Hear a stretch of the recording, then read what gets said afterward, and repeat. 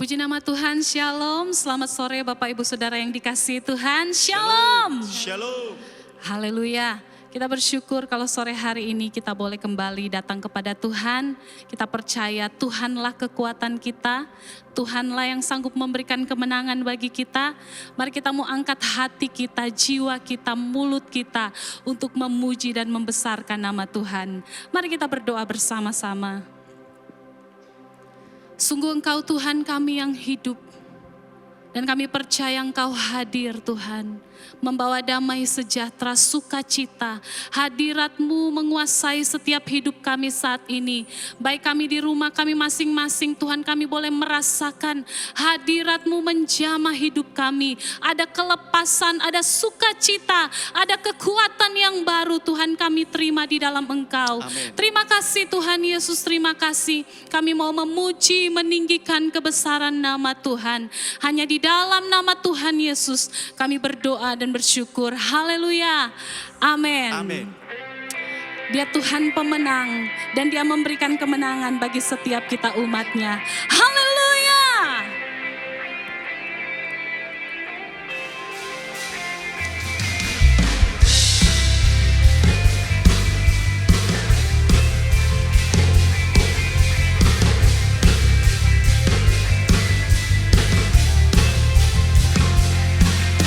Satu nama yang besar, hanyalah nama-Mu Tuhan.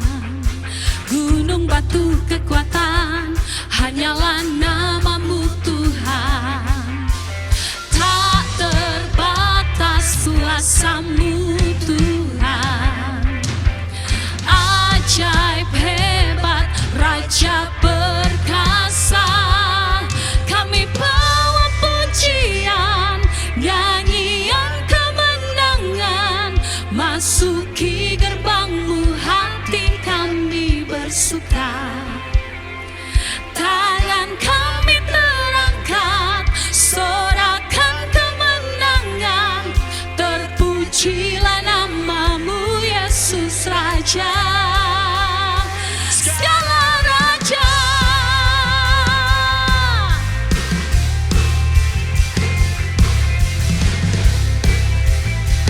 Nama-Mu Tuhan.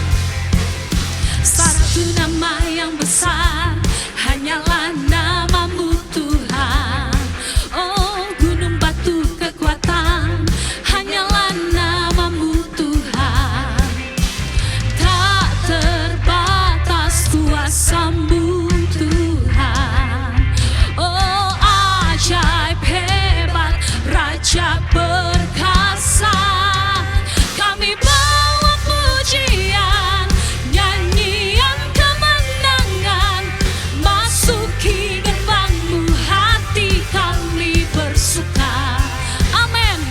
Tangan kami terangkat, sorakan kemenangan. Terpujilah nama-Mu Yesus Raja. Segala raja.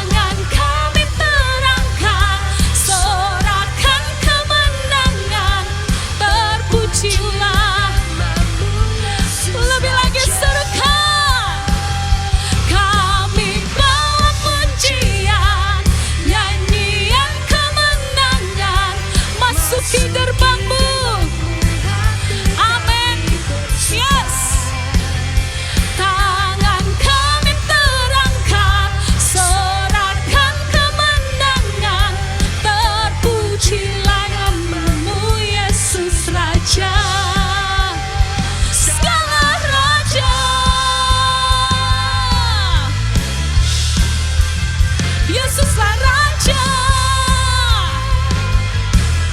Yes. Haleluya. Sorakan haleluya. Dia Raja di atas segala raja. Ia akan datang memerintah untuk selama-lamanya. Haleluya. Amin. Biar kita mau terus pandang kemuliaan Tuhan. Sebab sungguh tiada satu pun yang dapat luput dari kasih-Nya. Anugerah Tuhan luar biasa. Dia yang sanggup pulihkan hidupmu. Dia yang sanggup selamatkan jiwamu. Haleluya. Terima kasih Tuhan.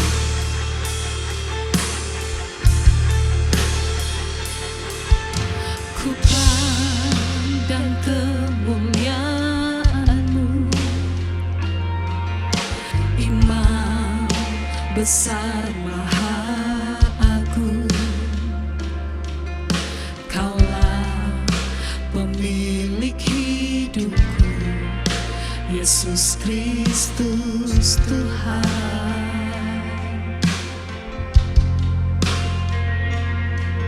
Sujud di depan tatamu, taklukkan seluruh hidupku. Dalam tangan-Mu penebus, Yesus Kristus Tuhan. Oh, tiada satu pun yang luput dari karya kasih-Mu yang mulia. Bagi-Mu segala pujian, hormat, kemuliaan.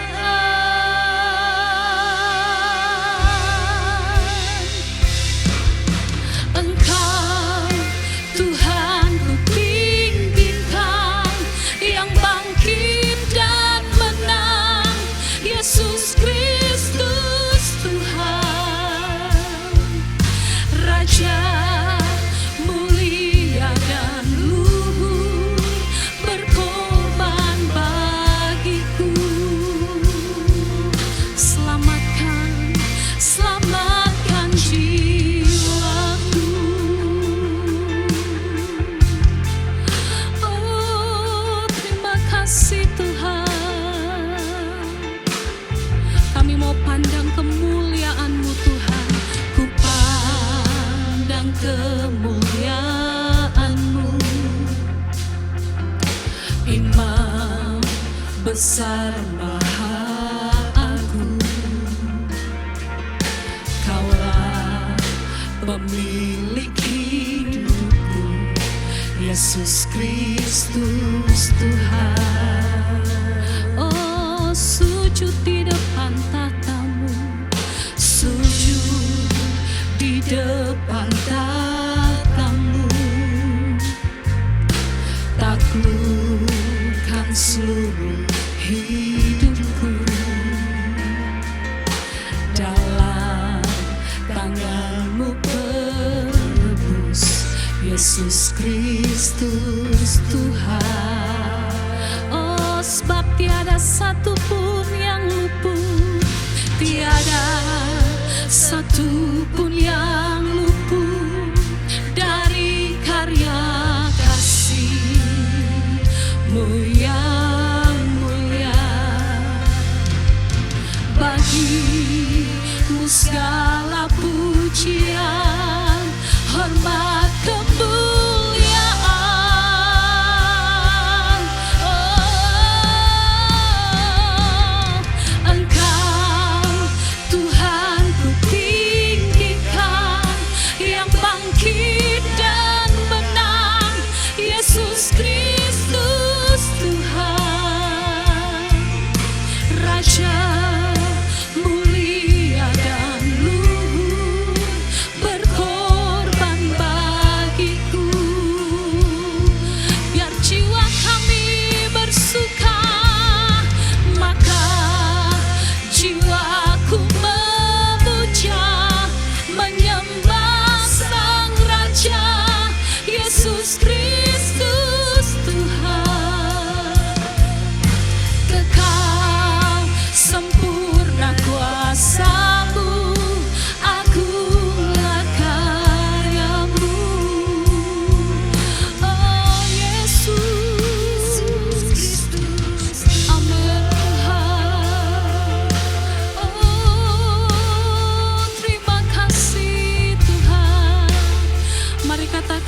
sujud di depan tahta-Mu, sujud di depan tahta-Mu,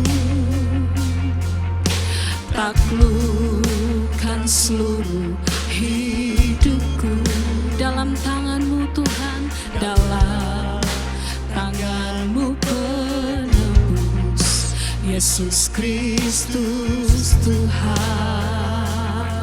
Tiada satu pun yang luput, tiada satu pun yang luput dari karya kasih-Mu yang mulia. Bagi-Mu Tuhan, yes, oh hormat kemuliaan,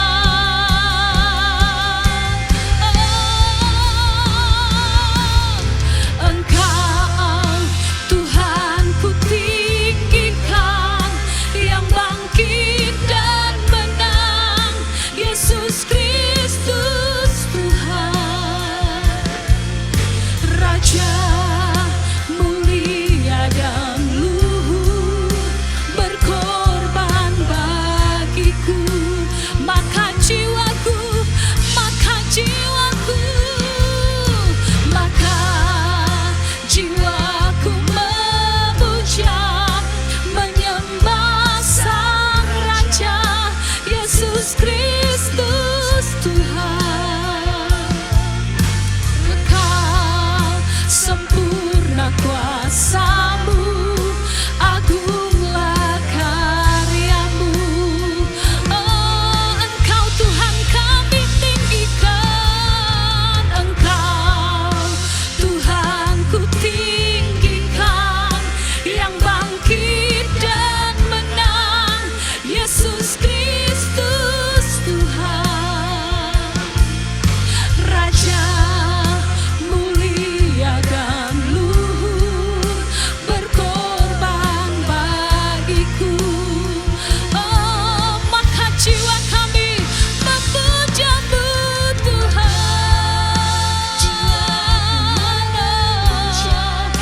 menyembah Sang Raja, Yesus Kristus Tuhan. Kekal sempurna kuasa-Mu, agunglah karya-Mu. Katakan tiada satu pun yang luput, tiada satu pun yang luput dari karya kasih-Mu yang mulia. Amin Tuhan. Bagi-Mu segala pujian, hormat, kemuliaan. Oh katakan tiada satu pun yang luput, tiada satu pun yang luput dari karya kasih. Oh sebab bagi-Mu Tuhan segala pujian, segala pujian, hormat, kemuliaan. Yes Tuhan, Engkau Tuhan ku tinggikan, yang bangkit dan menang, Yesus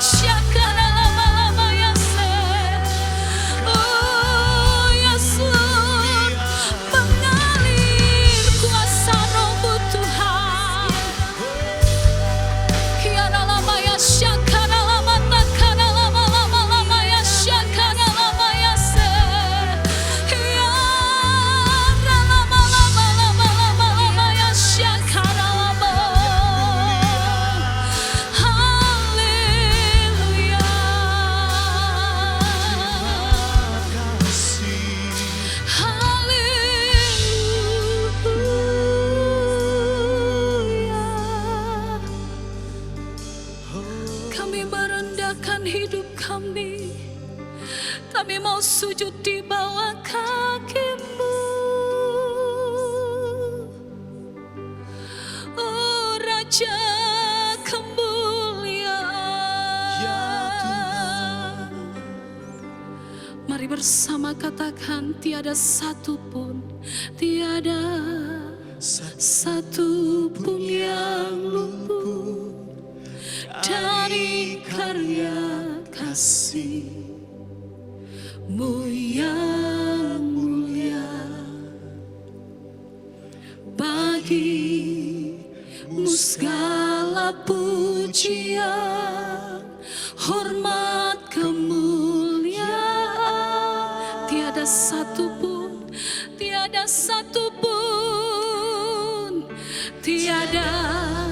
satu pun yang luput dari karya kasih. Amin.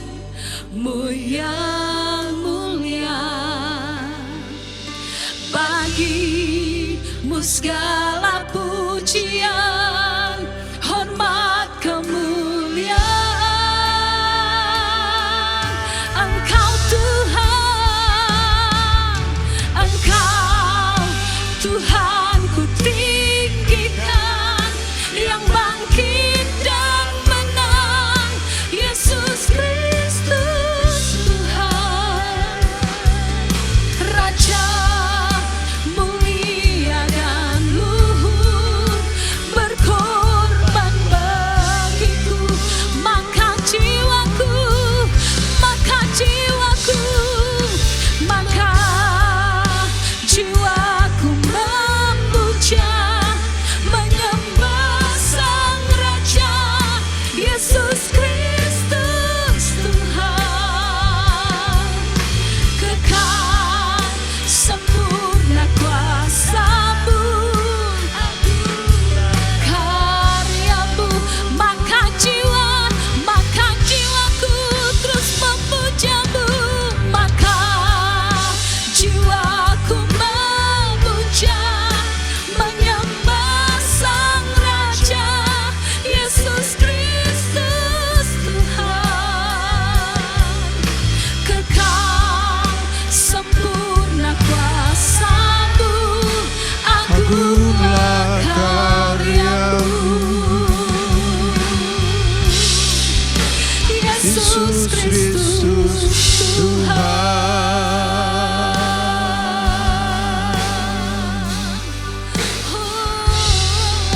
Haleluya, Haleluya. Engkau Tuhan yang besar. Terima kasih Tuhan. Kami bersyukur ya Tuhan, kami boleh kembali ada di dalam kelas, di dalam ibadah, di mana setiap kami boleh memuji dan memuliakan Tuhan. Dan sebentar kami akan belajar kebenaran firman-Mu. Roh Kudus, Engkau yang ada di tengah-tengah kami, ajar setiap kami Tuhan.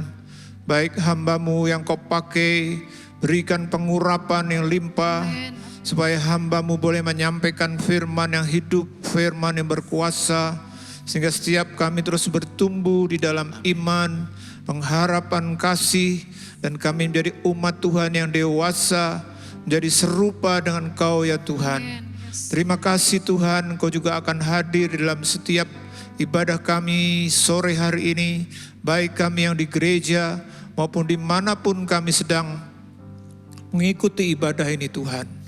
Di dalam nama Tuhan Yesus kami berdoa. Amin. Shalom. Sore hari ini kita masih belajar dari surat Yudas. Kalau saudara-saudara minggu lalu mengikuti PA kita sudah belajar tentang hal yang berkaitan dengan latar belakang dan khususnya pribadi sang penulis, yaitu Yudas, hamba Kristus Yesus dan saudara Yakobus. Dan sekarang kita akan belajar atau kita melanjutkan lagi. Saya beri judul PA hari ini adalah disrupsi iman. Disrupsi iman. Saya yakin tahun-tahun ini salah satu kata yang sangat populer itu adalah kata disrupsi. Kita akan belajar bagaimana berkaitan dengan iman juga. Nah, hari ini kita akan fokus kepada 2 ayat, khususnya ini menjadi tema. Kalau saudara-saudara belajar surat Yakobus, kita bisa mengerti isi atau intisarinya atau hal yang berkaitan dengan tujuan dari surat Yakobus, kita menemukan dari 2 ayat ini. Kita akan baca, silakan. Saudara-saudaraku yang kekasih, sementara aku bersungguh-sungguh berusaha menulis kepada kamu tentang keselamatan kita bersama, aku merasa terdorong untuk menulis ini kepada kamu dan menasehati kamu supaya kamu tetap berjuang untuk mempertahankan iman yang telah disampaikan kepada orang-orang kudus. Ayat ke-20, akan tetapi kamu, saudara-saudaraku yang kekasih, bangunlah dirimu sendiri di atas dasar imanmu yang paling suci dan berdoalah dalam Roh Kudus. Saudara lihat dari 2 ayat ini kita menemukan kata kuncinya atau frasa kuncinya adalah dikatakan tetap berjuang untuk mempertahankan iman. Kita bisa membayangkan bagaimana situasi pada waktu itu di mana Yudas menulis. Karena waktu itu begitu banyak hal yang berkaitan dengan gangguan atau disrupsi iman. Sehingga mereka perlu bertahan dengan iman yang benar. Dikatakan iman yang disampaikan kepada orang-orang kudus. Lalu juga ayat 20 mengatakan bangunlah dirimu sendiri di atas dasar imanmu yang paling suci. Nah, kita perlu memiliki ini. Kita akan belajar sore hari ini. Nah, saudara-saudara yang dikasihi Tuhan, tadi saya katakan kenapa saya memilih kata disrupsi iman. Hari-hari ini salah satu kata yang populer itu adalah disrupsi. Terutama berkaitan dengan teknologi yang semakin berkembang. Ini merusak. Kata disrupsi sendiri harafiahnya di dalam bahasa Inggris disebut gangguan. Tapi kalau sudah masuk menjadi bahasa Indonesia itu mencabut sampai ke akar-akarnya. Coba kita renungkan beberapa tahun ini berkaitan dengan bisnis. Begitu banyak gangguan sehingga sudah tidak seperti yang sebelumnya. Contoh misalnya disrupsi teknologi di bidang transportasi. Pernah kita membayangkan 10 atau mungkin 20 tahun lalu bagaimana transportasi seperti sekarang dengan munculnya Gojek, Grab dan semacamnya. Sehingga contoh misalnya kalau dulu kita pergi, kalau harus pakai yang namanya ya Gojek, kita tidak bisa seperti sekarang. Taksi harus hubungi begitu sulit. Sekarang begitu luar biasa, begitu mudah. Bahkan sekarang juga pengusaha-pengusaha transportasi nggak perlu yang namanya kalau misalnya mengelola taksi harus punya begitu banyak armada, nggak perlu. Hanya dengan membuat aplikasi, begitu seolah-olah dia punya begitu banyak armada. Lalu di bidang perhotelan, kalau dulu orang berkata, wah orang kaya itu harus punya hotel, berarti harus banyak. Nah itu baru bisa ada jaringan. Sekarang gak perlu. Misalnya dengan Red Doors atau mungkin yang lainnya. Begitu luar biasa. Juga di bidang misalnya di bidang penjualan. Kenapa sekarang misalnya mall terjadi penurunan pengunjung? Bukan karena pandemi saja. Tapi orang sudah beralih sekian persen dari membeli harus mendatangi tempat toko atau mungkin mall tadi. Tapi cukup dari rumah dengan aplikasi misalnya Tokopedia atau mungkin yang lainnya. Tinggal. Nah ini semua adalah disrupsi atau gangguan yang membuat arah perjalanan dari bisnis tidak sama lagi. Saudara yang dikasihi Tuhan, demikian halnya dengan iman. Kita tadi sudah membaca sebagai ayat tema kita, dikatakan kita harus mempertahankan iman. Berjuang mempertahankan iman karena kita lihat akhir-akhir ini begitu banyak disrupsi pengajaran iman. Maka kita perlu belajar sore hari ini supaya kita mengerti.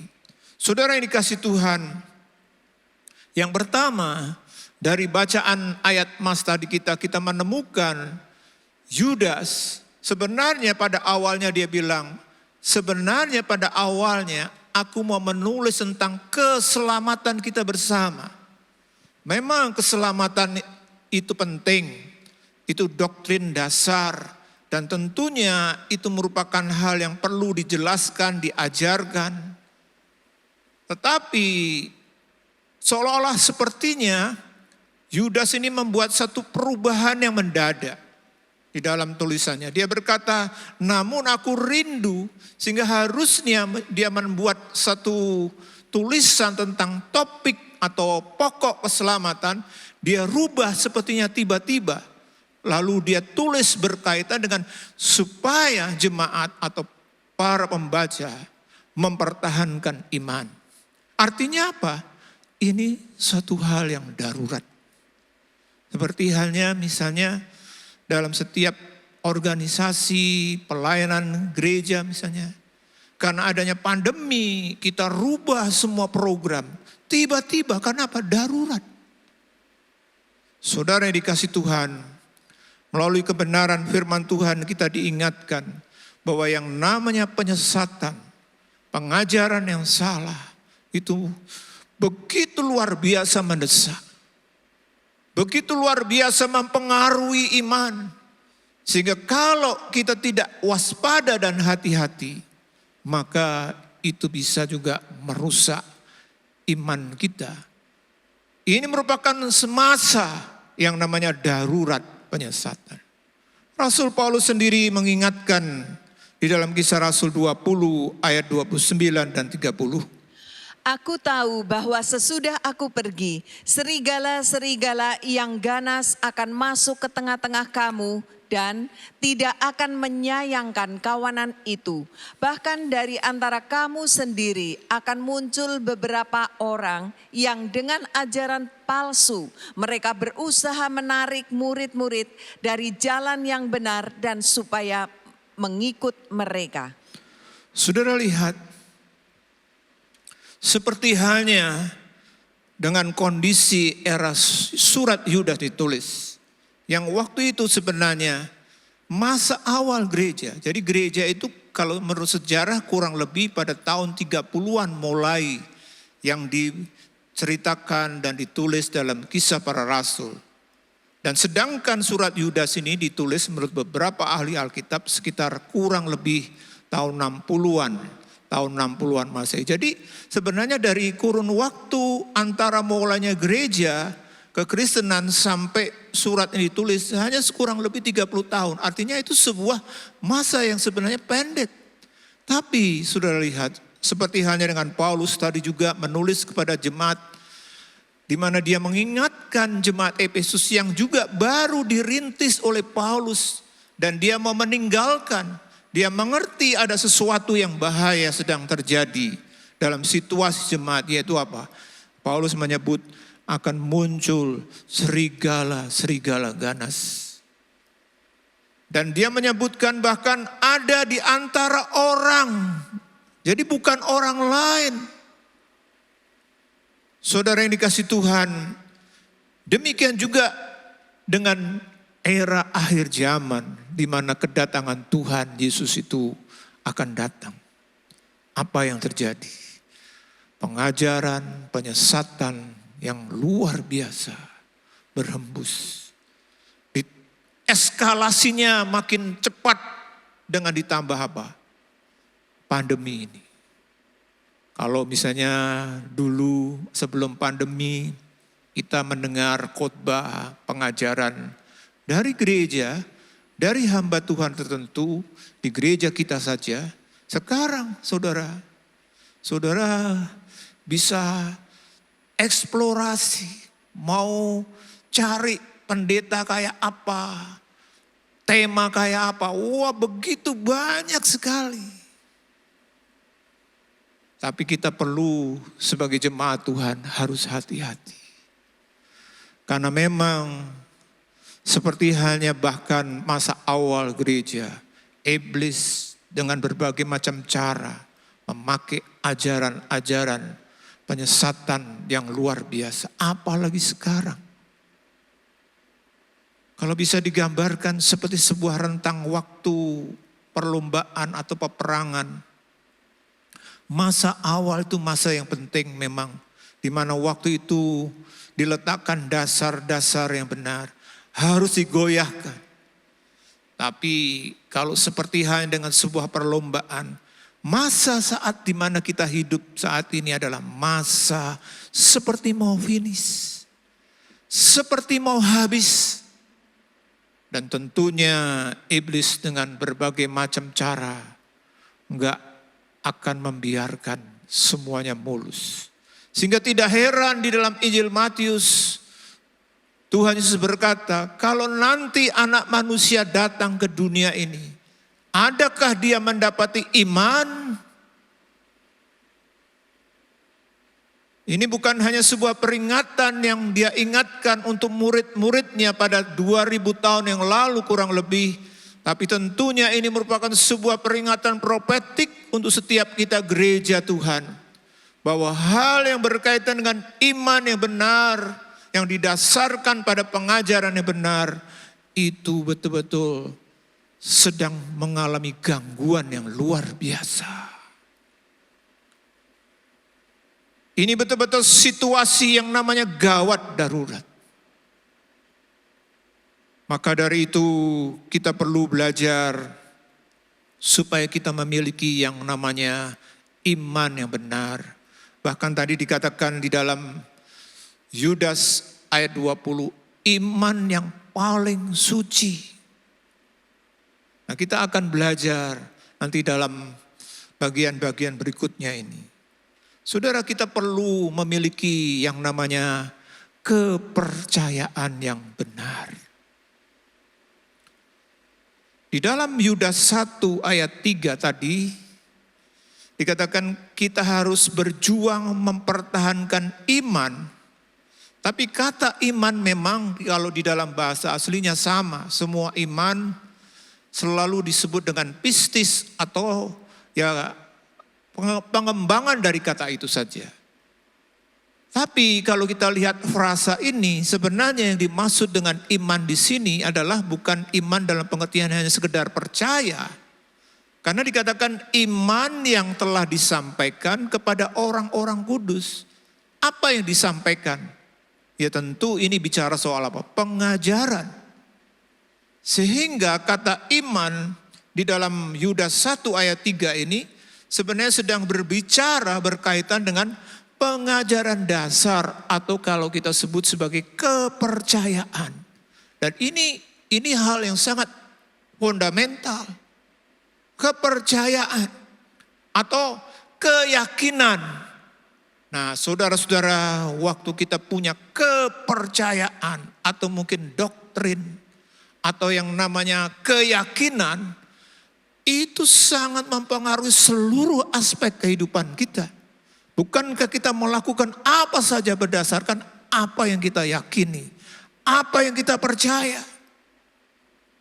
Dan kalau kita mempelajari dalam perjanjian baru, kita menemukan ungkapan iman dengan pengertian tentang kepercayaan, tentang yang namanya pengajaran dasar, itu begitu banyak ayatnya. Misalnya dalam Kisah Rasul pasal 6, Kisah Rasul pasal 13, Kisah Rasul pasal 14, Kisah Rasul pasal 16, Kisah Rasul pasal 24, kemudian juga Roma 1 ayat 5, Roma 16 ayat 26, Kolose 2 ayat 7. Karena waktu nanti saudara-saudara bisa baca di rumah, kita menemukan istilahnya disebut iman, tapi dalam bahasa aslinya disebut pistis, hanya punya pengertian sebagai sebuah kepercayaan. Saudara yang dikasih Tuhan, kepercayaan itu penting, keyakinan itu penting, bahkan itu menjadi semacam dasar sekaligus arah hidup kita. Semua hal yang kita lakukan itu dipengaruhi dengan apa? Keyakinan kita, kepercayaan kita. Maka dari itu, Yudas berkata, kamu harus mempertahankan kepercayaan yang benar. Berjuang mempertahankan kepercayaan benar. Saudara yang dikasih Tuhan, karena kalau kepercayaan itu salah, itu dampaknya luar biasa. Dampaknya luar biasa. Saya akan memberikan contoh tentang bagaimana sebuah kepercayaan mempengaruhi begitu luar biasa berkaitan dengan kehidupan bergereja.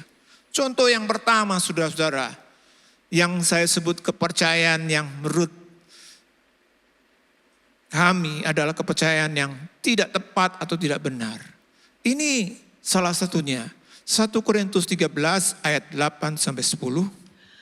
Kasih tidak berkesudahan, nubuat akan berakhir, bahasa roh akan berhenti, pengetahuan akan lenyap. Sebab pengetahuan kita tidak lengkap dan nubuat kita tidak sempurna. Jika yang sempurna tiba, maka yang tidak sempurna itu akan lenyap.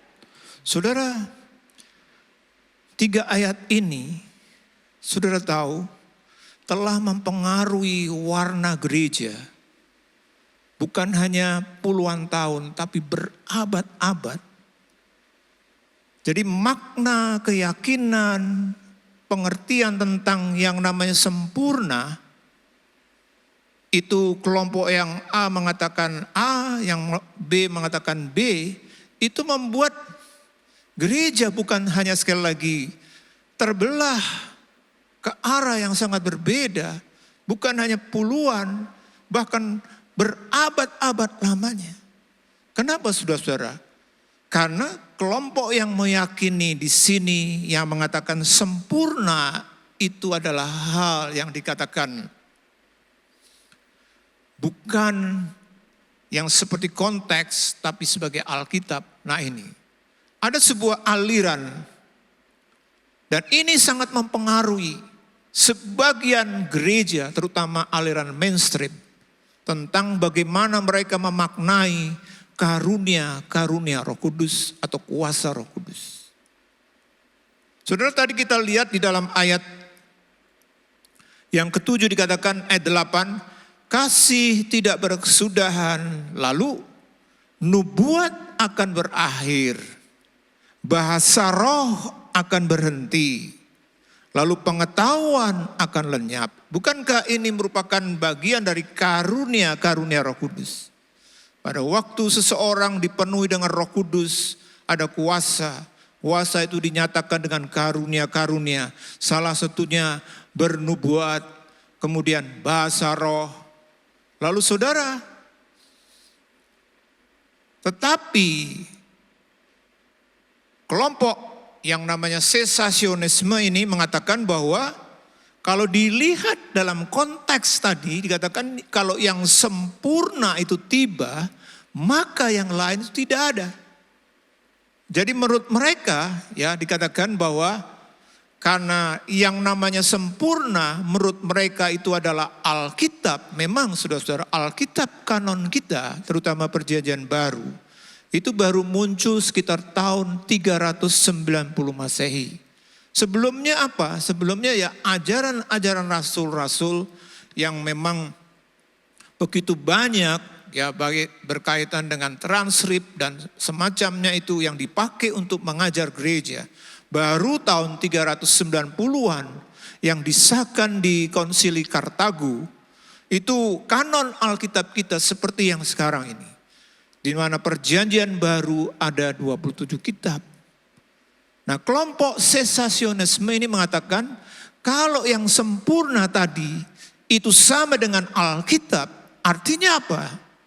Kelompok ini mengatakan karunia Roh Kudus yang namanya nubuat, bahasa roh dan semacamnya itu sudah tidak ada lagi. Karena apa? Karena Alkitab yang sempurna itu sudah muncul dan lengkap. Saudara, keyakinan ini, kepercayaan ini, dampaknya luar biasa. Kenapa? Karena sejak itu, artinya apa? Gereja menutup diri dari kuasa Roh Kudus. Dan sampai sekarang, saya pernah bertemu dengan seorang jemaat dari gereja lain. Waktu itu dia tanya sama saya, Pak, kalau yang namanya karunia-karunia Roh Kudus itu memang dari Tuhan, kenapa gereja saya tidak mengalami? Apakah Tuhan itu pilih kasih? Dia bilang. Apakah Tuhan itu tidak adil? Kok gereja Bapak atau yang lain yang beraliran Pantekosta karismatik ngalami, gereja kami tidak? Saudara, waktu itu saya jelaskan dengan sebuah gambaran. Saya bilang kepada Bapak itu, Pak, misalnya kalau saya buat sebuah pesta di rumah saya. Kalau rumah saya besar, kebetulan waktu itu saya masih tinggal di Puri Anjasemoro. Saya bilang saya punya rumah di Puri, halamannya luas karena di situ adalah gereja, ada sekolah Alkitab. Satu kali saya bilang saya membuat semacam pesta prasmanan, di mana di halaman itu saya buat begitu macam makanan-makanan yang saya sajikan. Mulai dari ala Indonesia, ala Amerika, ala Eropa, ala Chinese, kemudian ala kadarnya, semuanya ada. Kemudian saya undang begitu banyak orang, ayo ke pesta saya. Silakan mau ambil aja yang mau Bapak Ibu sukai, silakan. Entah mau yang kaitannya dengan ala Indonesia atau Amerika atau Eropa, semua boleh silakan. Enggak ada yang dilarang. Lalu saya bilang, Bapak datang, tapi Bapak tidak pilih apa-apa. Bapak hanya ambil nasi putih, telur ceplok, minumnya juga air putih. Padahal minumnya ada macam-macam. Tapi Bapak hanya pilih seperti itu. Lalu Bapak pulang, ditanya sama istri Bapak, gimana pestanya Pak Sundoro? Wah, gak enak. Loh kenapa? Masa makan cuma nasi putih, kerupuk putih, air putih. Loh, saya bilang sama Bapak itu, kalau seperti itu yang salah siapa Pak? Bapak atau saya? Ya saya Pak. Lalu apa hubungannya dengan karunia-karunia Roh Kudus? Tuhan itu memberikan karunia-karunia Roh Kudus untuk semua orang, semua gereja. Tapi kenapa ada yang tidak? Karena tidak mau. Nah kenapa tidak mau? Salah satunya keyakinan. Kepercayaan yang mengatakan sudah tidak ada lagi. Saudara yang dikasihi Tuhan. Padahal kalau kita baca dalam Kisah Rasul 1 ayat 8 dikatakan. Tetapi kamu akan menerima kuasa kalau Roh Kudus turun ke atas kamu. Dan kamu akan menjadi saksiku di Yerusalem dan di seluruh Yudea dan Samaria dan sampai ke ujung bumi. Kemudian Markus 16 ayat 17 dan 18. Tanda-tanda ini akan menyertai orang-orang yang percaya. Mereka akan mengusir setan-setan demi namaku. Mereka akan berbicara dalam bahasa-bahasa yang baru bagi mereka. Mereka akan memegang ular dan sekalipun mereka minum racun maut, mereka tidak akan mendapat celaka. Mereka akan meletakkan tangannya atas orang sakit dan orang itu akan sembuh. Saudara, kenapa gereja membutuhkan kuasa Roh Kudus, karunia-karunianya? Karena kita diberi amanat untuk menjadi saksi Kristus. Bukan hanya di Yerusalem dikatakan, di Yudea, Samaria, bahkan sampai ke ujung bumi. Saudara bayangkan murid-murid cuma 12, mereka tidak punya perlengkapan seperti kita. Kita punya internet, kita punya multimedia, mereka juga tidak punya transportasi, sekarang pergi kemana-mana bisa naik pesawat. Dulu, apa yang bisa mereka kerjakan? Tuhan berkata, apakah hanya sekedar berkata, pergilah kamu, jadikanlah semua bangsa muridku. Caranya gimana Tuhan? Masa bodoh. Gak mungkin kan, Mereka begitu terbatas waktu itu, tapi saudara, sejarah gereja mencatat pada abad-abad awal, kurang lebih 3 abad setelah itu, seluruh dunia waktu itu, yang lingkupnya memang masih lingkup Eropa kalau sekarang, sudah mendengar Injil. Kenapa bisa? Kok bisa? Kuasa Roh Kudus. Coba bayangkan rasul-rasul waktu itu melayani, memberitakan Yesus. Siapa Yesus itu? Kenapa mereka percaya? Karena mereka dikatakan melayani dengan tanda-tanda. Orang sakit disembuhkan, orang mati dibangkitkan. Tuhan juga memakai nabi-nabi sehingga terjadi kekuatan yang luar biasa. Saudara yang dikasih Tuhan, apakah gereja saat ini sudah selesai menjadi saksi Tuhan? Belum. Tapi gereja sebagian menutup diri dengan apa yang namanya Roh Kudus sepenuhnya. Seperti hanya dengan saya sebagai Sundoro. Kalau menerima saya artinya apa? Harus menerima semua yang saya punya, ya kan? Demikian juga dengan Roh Kudus. Roh Kudus itu pribadinya adalah Allah yang Maha Kuasa. Dia punya semuanya. Tapi sebagian orang percaya berkata, aku gak butuh itu, gak butuh itu. Akhirnya apa yang terjadi? Ya, sudah dikasih misalnya, kamu boleh pergi kemana-mana naik pesawat sehingga cepat. Gak mau, saya mau naik gerobak aja. Apa yang terjadi? Gak jalan-jalan. Saudara, saya tunjukkan sebuah survei atau hasil dari riset. Ya, bagaimana perbandingan untuk menunjukkan saja. Ini Assembly of God adalah gereja yang mewakili aliran karismatik Pantekosta. Kemudian yang lain di Amerika ini Episcopal Church, Evangelical, kemudian Presbyterian, ini adalah kelompok gereja yang besar di Amerika. Berdasarkan survei saudara-saudara dari tahun 75 sampai 2015 pertumbuhannya saudara-saudara. Yang lain misalnya Episcopal merosot pertumbuhannya kurang lebih 38%. Kemudian Evangelical merosot 32%.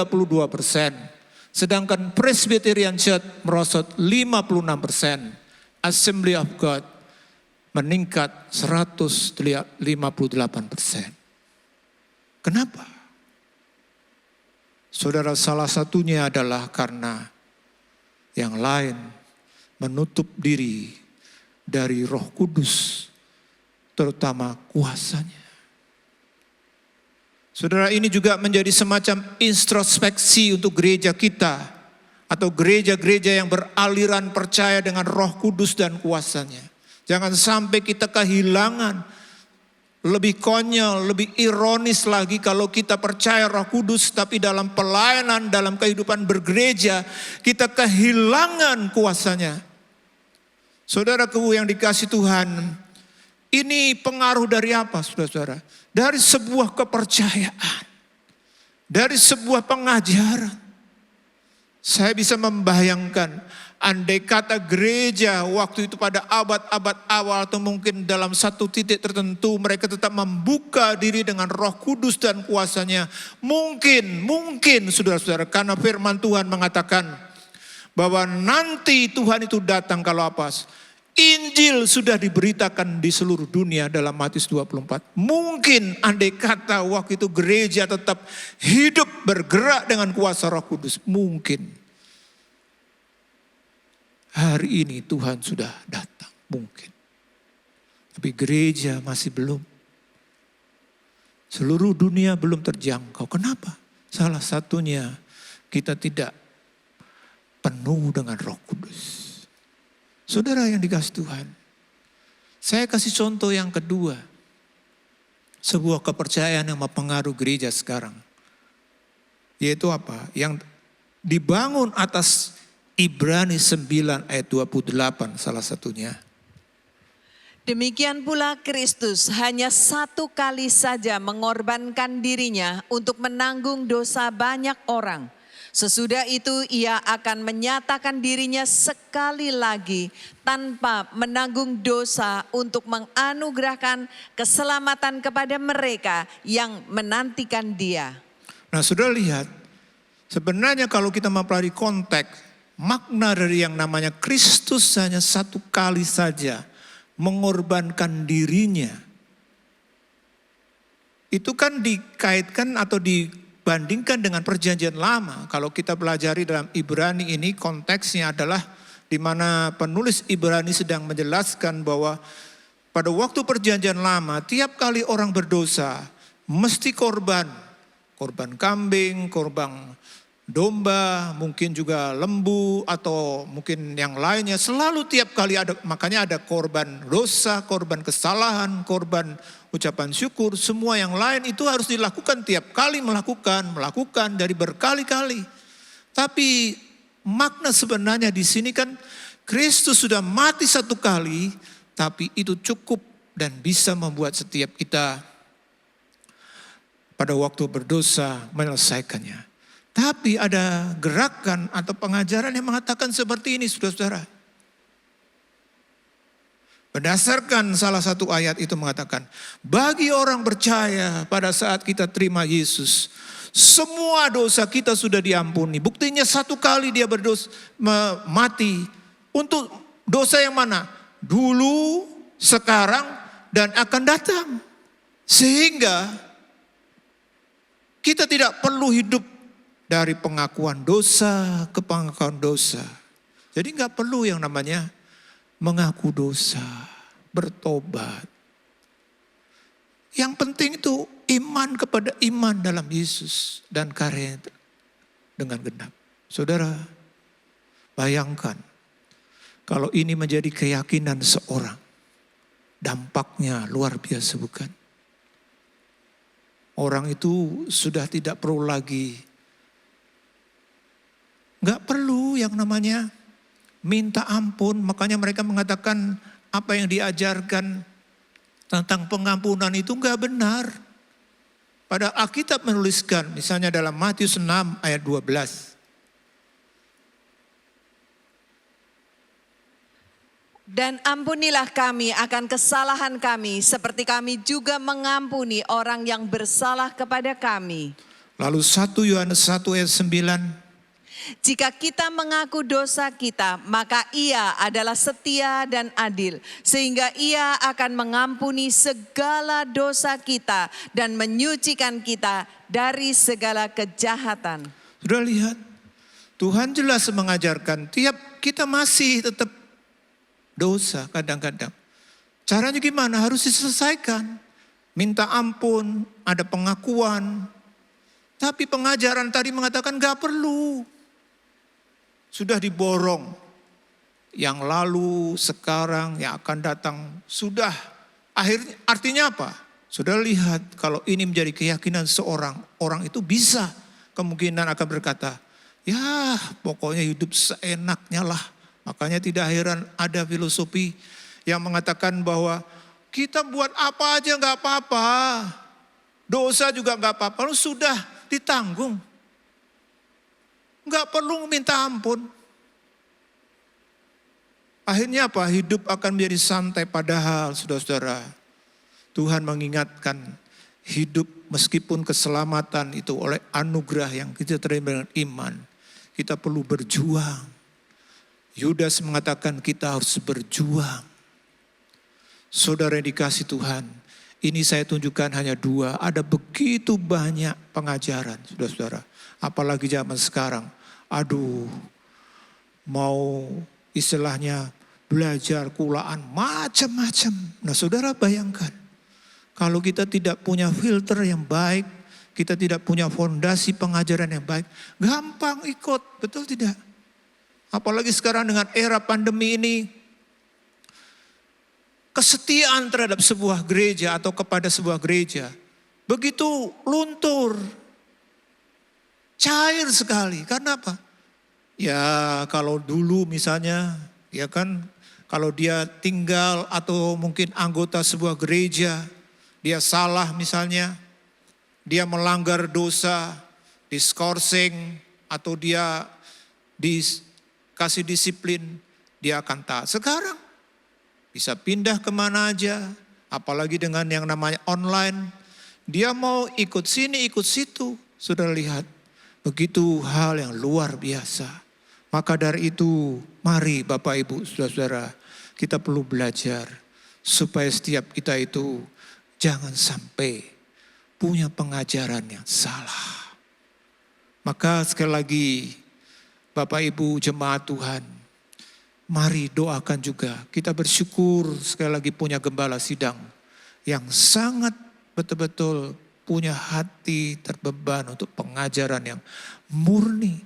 Walaupun kadang-kadang mungkin khotbah kok ya begitu aja berkaitan dengan akan datang. Gak apa-apa, karena ini memang Alkitab kita itu betul-betul mengajarkan hal-hal yang harus kita ajarkan. Yang lalu ada seorang berkata, khotbah kok tentang kedatangan Tuhan terus. Oh yang lain. Saudara, kenapa kita perlu belajar tentang kedatangan Tuhan? Karena Alkitab kita ini begitu banyak. Kalau kita belajar tentang satu topik, salah satu topik yang begitu banyak referensinya adalah tentang kedatangan Tuhan. Walaupun mungkin ada yang berkata, mana seperti dikatakan dalam 2 Petrus 3, nanti di akhir zaman muncul pengejek-pengejek. Mana yang namanya kedatangan Tuhan? Dari dulu zaman bapak-bapak sampai sekarang ya seperti ini saja. Saudara, tapi karena Alkitab mengajarkan kita perlu belajar. Kita perlu diingatkan. Kita perlu siap dan waspada. Karena memang begitu banyak disrupsi, gangguan yang ingin merusak iman kita. Maka dari itu, tadi kita baca dalam Yudas 1 ayat 3 dikatakan, aku rindu menulis supaya kamu berjuang mempertahankan iman. Nah, saudara, perjuangan iman itu harus betul-betul kita sadari. Karena hidup itu memang harus menghadapi berbagai macam hal. Nah, kata berjuang yang saya coba temukan itu dipakai kata epagonisomai. Nah, di sini kata ini itu menggambarkan pertempuran yang harus diikuti atau diikuti oleh seorang percaya yang setia. Kata epagonisomai, pertempuran. Jadi hidup dalam kaitan dengan mempertahankan iman ini juga. Kenapa? Karena seperti sebuah pertempuran. Kalau bicara soal pertempuran artinya ada yang menang, ada yang kalah, ada yang mati. Nah, saudara yang dikasih Tuhan, itu sebabnya kenapa begitu banyak orang Kristen yang mundur dan imannya mati. Karena ada pertempuran. Kalau bicara soal pertempuran itu artinya ya bagaimana mengalahkan. Ada orang-orang misalnya, kenapa misalnya di negara-negara barat saat ini. Padahal merupakan wilayah di mana kekristenan bertumbuh luar biasa. Sekarang merosot luar biasa. Mereka mengatakan gereja kami, ya stadion sepak bola MU itu. Kalau minggu ke gereja, ya ke stadion. Ke gereja yang namanya gedung gereja, walaupun besarnya seperti gedung gereja ini, yang datang 50, 100, itu pun para lansia yang sudah siap untuk dipanggil pulang. Gereja itu tuh hanya kelompok untuk itu. Kami enggak butuh. Saudara, mereka mungkin merasa bahwa kehidupan beriman tidak merupakan pertempuran, tapi sebenarnya mereka sedang dikalahkan dan dimatikan. Makanya kadang-kadang saudara, kita harus waspada. Kalau bicara soal waspada itu bukan hanya orang kalau sedang dalam kondisi angin ribut, ya kan? Takutnya. Ada seorang misioneri yang melayani lama di Papua, Jim Yos. Beliau pernah berkata begini, Kita harus bersyukur kalau Indonesia itu masuk dalam krisis. Dan yang membuat mengejutkan adalah kata-kata selanjutnya. Dia bilang, justru kita harus doa. Krisis ini tidak pernah selesai. Loh. Ini kan sebuah pernyataan yang sangat bertentangan, bukan? Dia bilang, kenapa kita perlu memelihara krisis? Karena faktanya pada waktu krisis datang, orang lebih banyak cari Tuhan. Waktu badai datang, hantaman datang. Tapi kalau semua aman, nyaman, justru seperti enggak ada apa-apa. Tapi itu justru bahaya. Kenyataannya demikian Bapak Ibu. Kekristenan, iman menjadi merosot, tidak kuat semangat. Justru bukan pada waktu menghadapi himpitan, tekanan, atau mungkin penganiayaan. Tidak, gereja tidak pernah mati pada waktu dianiaya. Gereja tidak pernah mati waktu ditekan. Tapi gereja menjadi merosot dan mati waktu dibiarkan. Saudara yang dikasihi Tuhan, kita perlu berjuang. Dikatakan berjuang itu artinya bergumul, menderita, kemudian di bawah tekanan besar, berjuang dalam pertempuran. Di dalam kata Yunani kuno, ditemukan bahwa kata ini, agoni itu, diterjemahkan sebagai bergumul dan berasal dari dunia olahraga, khususnya gulat. Kalau kita mendengar kata gulat, perlombaan itu beda dengan yang lain. Kalau yang lain seperti mungkin karate, pukul-pukulan. Tapi gulat menang atau kalah itu ditentukan dari pergumulan. Kadang-kadang sampai waduh sekian rupa baru menang atau yang satunya kalah. Saudara, maka dari itu pada waktu surat Yudas ini dimulai kata-kata dengan sungguh-sungguh aku menuliskan kepadamu dalam ayat 3. Itu dalam gramatikanya memakai present infinitive. Artinya apa? Artinya bahwa kalau bicara soal pesan yang namanya mempertahankan iman, itu harus terus. Bukan hanya pada waktu-waktu tertentu, tapi juga pada terus. Saudara-saudara yang dikasihi Tuhan, bukankah hal yang seperti ini terjadi dalam hidup kita? Kadang-kadang ada orang bilang, oh Pak, saya dulu itu aktif loh Pak ke gereja. Wah yang namanya pelayanan ini, pelayanan itu, saya ambil semuanya. Sekarang, ya biar yang lain lah. Saudara, padahal Tuhan itu bukan berarti awal tidak penting. Tapi yang akhir itu yang paling penting. Makanya Tuhan bilang apa? Banyak yang dipanggil, sedikit yang dipilih, tapi yang penting adalah setia. Bagaimana setia sampai akhir? Makanya Tuhan berkata, nanti kalau anak manusia datang, ada ndak iman sampai akhir itu? Jadi yang namanya perjuangan itu terus.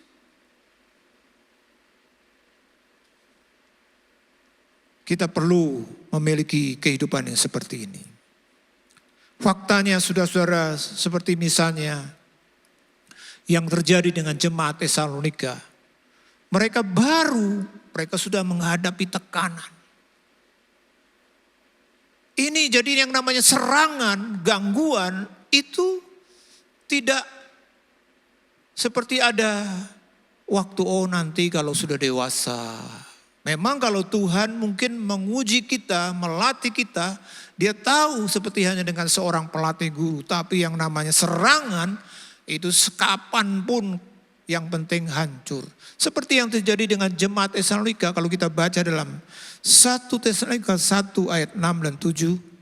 Dan kamu telah menjadi penurut kami dan penurut Tuhan. Dalam penindasan yang berat, kamu telah menerima firman itu dengan sukacita yang dikerjakan oleh Roh Kudus.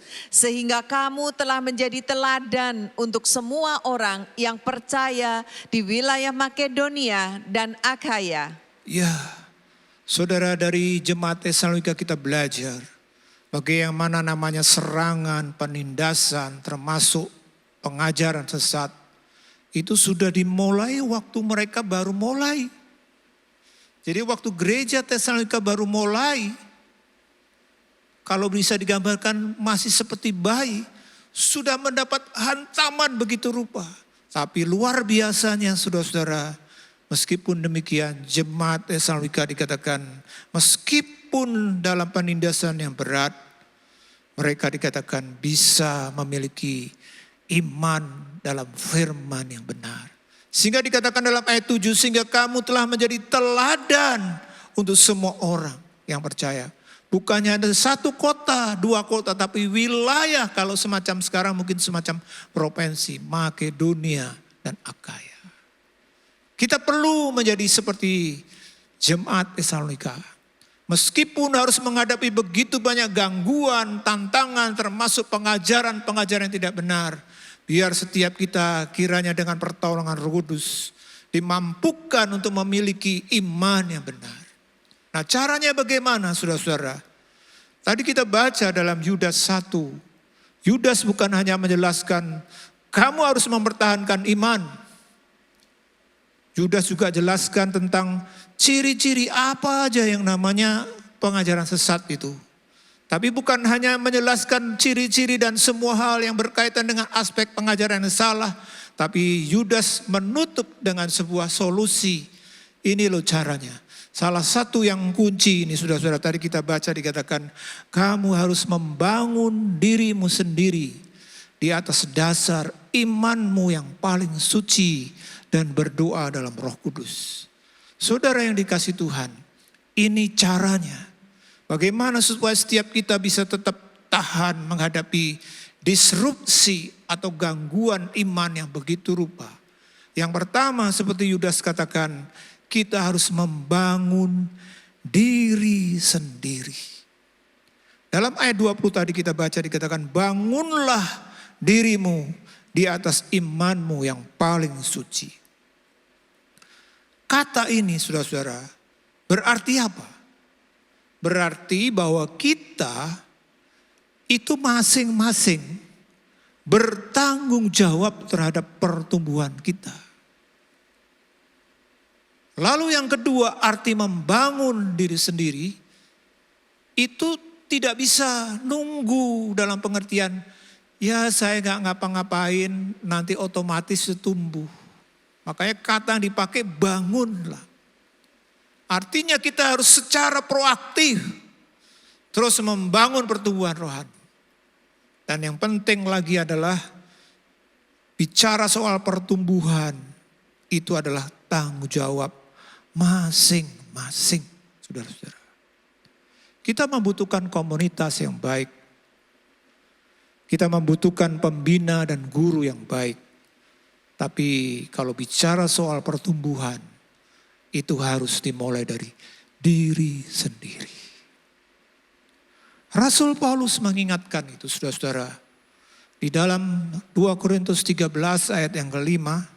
Ujilah dirimu sendiri, apakah kamu tetap tegak di dalam iman. Selidikilah dirimu, apakah kamu tidak yakin akan dirimu bahwa Kristus Yesus ada di dalam diri kamu. Sebab jika tidak demikian, kamu tidak tahan uji. Lalu 1 Timotius 4 ayat 16. Awasilah dirimu sendiri dan awasilah ajaranmu. Bertekunlah dalam semuanya itu, karena dengan berbuat demikian, engkau akan menyelamatkan dirimu dan semua orang yang mendengar engkau. Iya, saudara setiap kita yang bertanggung jawab atas diri kita. Pada waktu kita mulai memang kita perlu seperti hanya dengan anak waktu bayi. Butuh komunitas dalam hal ini orang tuanya yang menyusui. Makanya kita perlu juga. Tapi kita tidak bisa hanya berkata, makanya kadang-kadang ada jemaat berkata, ngapain ke gereja ini? Loh kenapa? Saya gak pernah diperhatikan, yang diperhatikan cuma orang-orang tertentu. Ditanya, sudah berapa lama ke gereja itu? 15 tahun loh. Saudara, 15 tahun masih punya mentalitas bayi rohani yang berkata, tergantung, lo kok gak diperhatikan pengurus, gak diperhatikan pendeta. gampang tersinggungan. Saya pindah gereja, kenapa? Saya nggak disapa waktu masuk. Pendetanya sombong. Saudara, bukan berarti para pelayan Tuhan kita semua boleh seenaknya melayani. Tidak. Kita juga memang perlu belajar untuk melayani dengan baik, ramah. Tapi saudara-saudara, jangan sampai kita menjadi orang Kristen atau bertumbuh dalam iman kita hanya semata-mata kepada pengaruhnya lingkungan, pemimpin, pendeta. Kita semua adalah manusia yang bisa salah. Pendeta juga bisa jatuh dalam dosa. Lalu bagaimana? Wah, pendeta aja gitu. Saudara ingat Paulus berkata, awasilah dirimu sendiri. Awasilah ajaranmu. Lalu juga dalam 2 Korintus Paulus berkata, ujilah dirimu sendiri. Jangan bergantung pada orang lain. Kita harus memperhatikan diri kita sendiri masing-masing. Jangan sampai kita jatuh dan gagal. Saudara yang dikasih Tuhan, lalu dikatakan, bangunlah dirimu sendiri di atas imanmu yang paling suci. Hasilnya apa saudara-saudara? Kalau kita punya iman yang suci. Di dalam Kolose 1 ayat 9 sampai 11 dikatakan, kami meminta supaya kamu menerima segala hikmat dan pengertian yang benar untuk mengetahui kehendak Tuhan dengan sempurna. Sehingga hidupmu layak di hadapannya serta berkenan kepadanya dalam segala hal. Dan kamu memberi buah dalam segala pekerjaan yang baik dan bertumbuh dalam pengetahuan yang benar tentang Allah. Dan dikuatkan dengan segala kekuatan oleh kuasa kemuliaan untuk menanggung segala sesuatu dengan tekun dan sabar. Saudara perhatikan Rasul Paulus kalau berdoa tiap kali kalau kita baca dalam surat-surat. Hal yang paling sering dia doakan ini saudara. Supaya kamu menerima segala hikmat dan pengertian yang benar. Supaya mendapat pengajaran yang benar. Supaya mendapat firman yang benar. Karena waktu kita beriman kepada hal yang benar, Paulus berkata, hidupmu layak di hadapannya. Berkenan kepada Tuhan dalam segala hal dikatakan. Kamu juga berhasil karena apa? Memberi buah, bertumbuh. Bahkan dikatakan kita dikuatkan untuk menghadapi segala sesuatu dengan tekun dan sabar.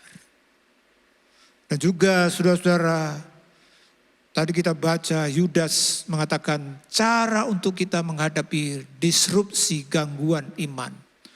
Yaitu kita harus berdoa dalam Roh Kudus. Dalam Roma 8 ayat 26 dan 27 dikatakan, demikian juga Roh membantu kita dalam kelemahan kita. Sebab kita tidak tahu bagaimana sebenarnya harus berdoa. Tetapi Roh sendiri berdoa untuk kita kepada Allah dengan keluhan-keluhan yang tidak terucapkan.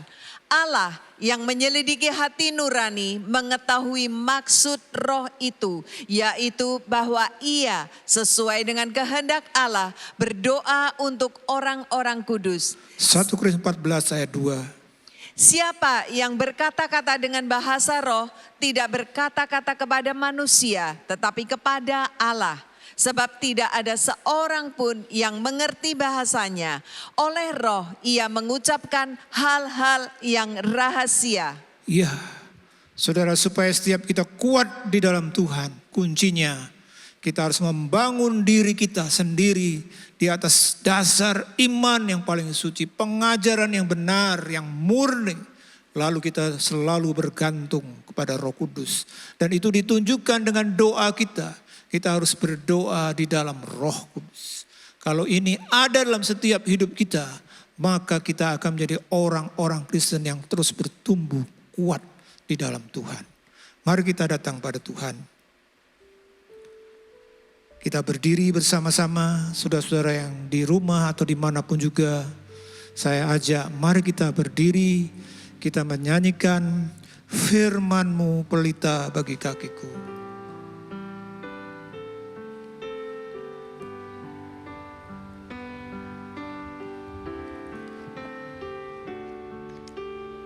Firman-Mu pelita bagi kakiku, terang bagi jalanku.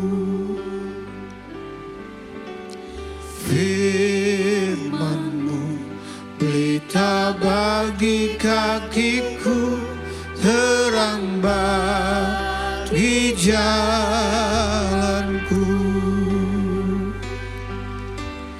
Waktu ku bimbang dan hilang jalanku, tetaplah Kau di sisiku, dan takkan ku takut asal Kau di dekatku, besertaku selamanya.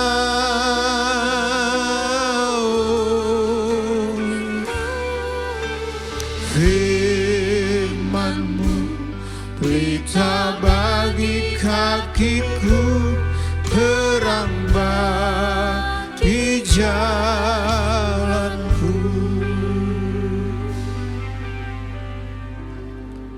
Saudara-saudara dikasih Tuhan, sejak gereja awal mulai berdiri, yang namanya gangguan iman, yang ingin merusak iman itu sudah ada. Apalagi zaman sekarang di mana dunia akan berakhir, Tuhan akan datang kembali. Betapa perjuangan yang seperti ini jauh lebih besar. Kita harus menghadapi gangguan yang didasari oleh tipu daya iblis dengan berbagai macam cara untuk mengembuskan pengajaran, doktrin. Kalau kita tidak kuat, iman kita bisa menjadi rusak dan salah.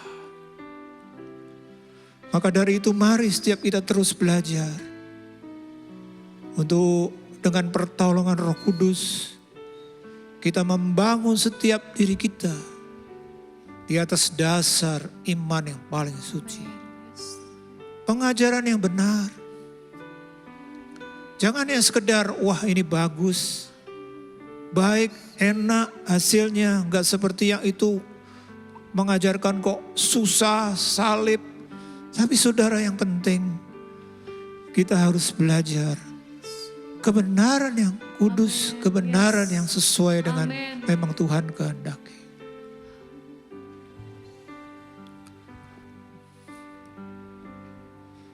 Bapa kami dalam surga, kami sudah belajar kebenaran firman-Mu.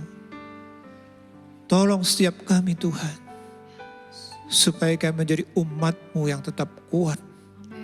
Karena kami punya iman, punya keyakinan, kami punya kepercayaan yang benar.